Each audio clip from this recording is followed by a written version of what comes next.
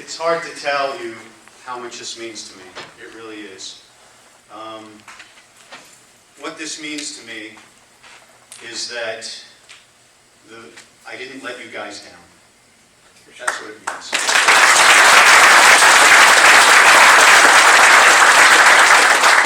It means that I've been at least a little bit effective in doing what I went to Hartford to do, and what you and the people in my district sent me to Hartford to do. And it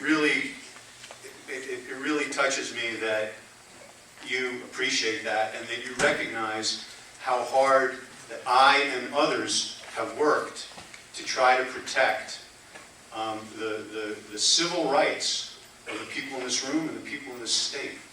And of course, I am not alone. You know Rob Sampson, Mike France over here. Mike France is a fighter for constitutional rights like there's nobody's business.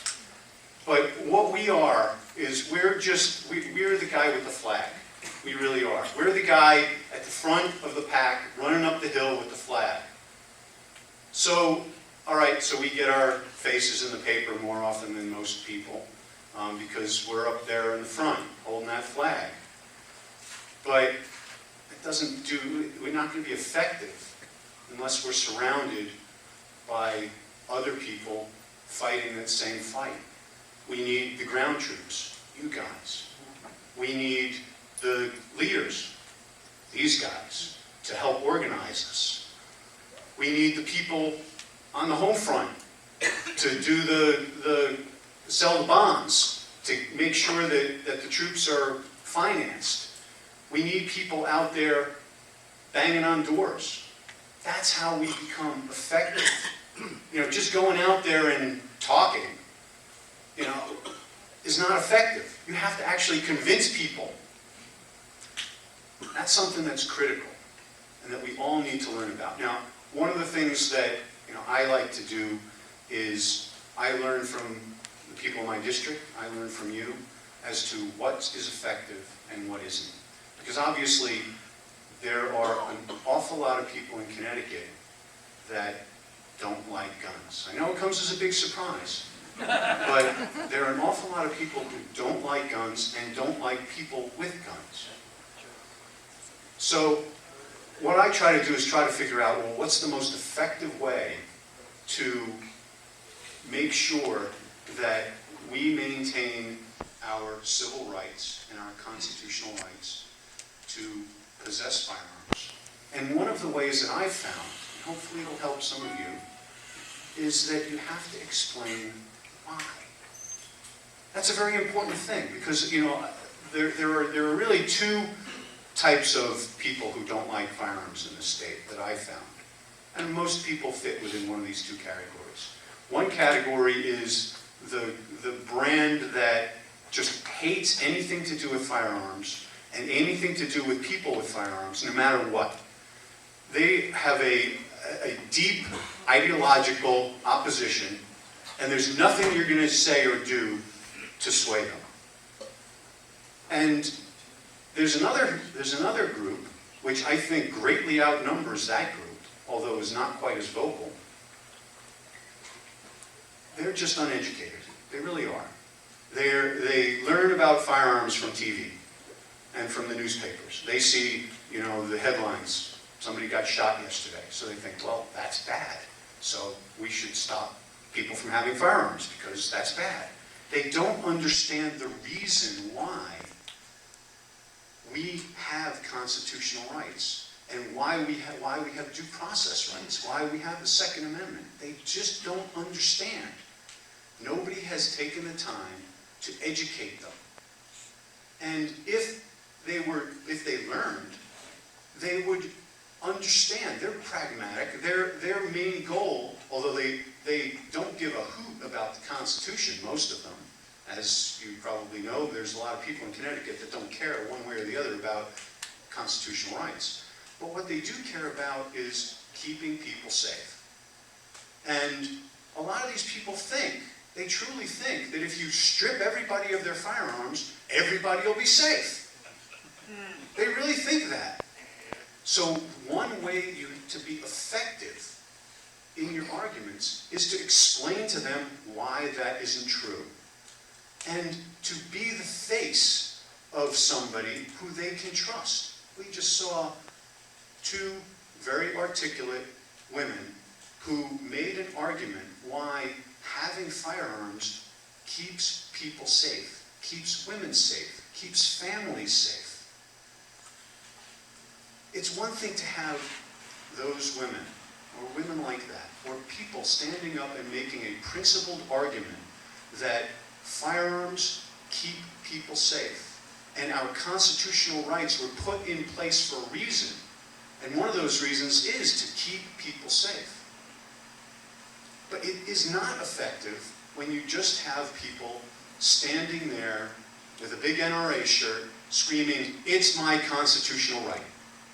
Understand, it is your constitutional right, but the people in this state don't care about your constitutional rights. They care about keeping people safe, regardless of your constitutional rights. And they would be willing to strip you of your constitutional rights in 2 seconds if they thought it was going to keep them safe. But if you can explain to them, and I think that's the way that we're effective. I think that's how I've been effective. That's how Mike has been effective. That's how Rob Sampson and Joe Markley have been effective. You know, people that you know as strong constitutional rights supporters and strong 2A supporters. The way we're effective is we make that argument and we show those people who are not just ideologically bent against firearms that our Fourth Amendment rights were there for a reason. Our Fifth Amendment, our Second Amendment, these rights were given to us for a reason. And one of those reasons is because adherence to those principles keeps us safe. Now, Jonathan talked about the 2 bills that were up at the legislature. And as you heard, I fought very hard against them. They were proposed by those people who are ideologically bent against firearms. They don't care about your rights. They don't want you to have a gun, period. They don't care if it makes people less safe. But the way we defeated those bills is to show that other group that are pragmatic, and their concern is with safety, not with ideology, that implementing those bills would have put domestic violence victims at great risk. We didn't stand there and say, "It's our right, and we want our rights."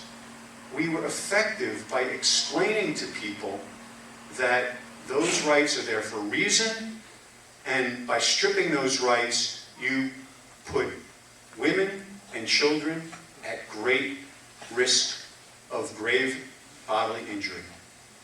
And that, I think, is how we're effective. And you know, I share my experiences with you in how I think I've been effective.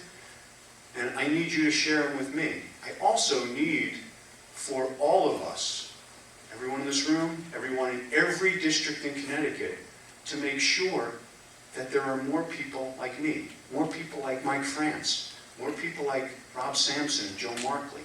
There's a whole group of new freshmen up there that are strong Second Amendment supporters that can stand up and articulate why the Second Amendment is important, why the Fourth Amendment is important, why the Fifth and the 14th Amendments are important. We need more of those people. We need those people to become a majority. We need those people to be the chairs of the committees in the legislature. We need those people to be the Speaker of the House and the Majority Leader in the Senate.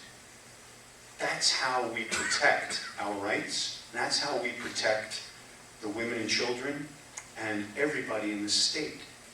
And the only way we can do that is with you. I know everybody is putting a lot of money into the litigation fund. Fantastic. But one of the things you also have to think about is in 2 years, well, a year and a half, there's going to be an election. Election for every House seat, every Senate seat is going to be up. Everybody's got to be working to make sure that the people who are elected are going to be strong supporters, not only of the Second Amendment, but of all constitutional rights, because they all go hand in hand. And I thank you for this very much. This means a lot to me, and this is going to be in my office up at the Capitol. All right. Thank you.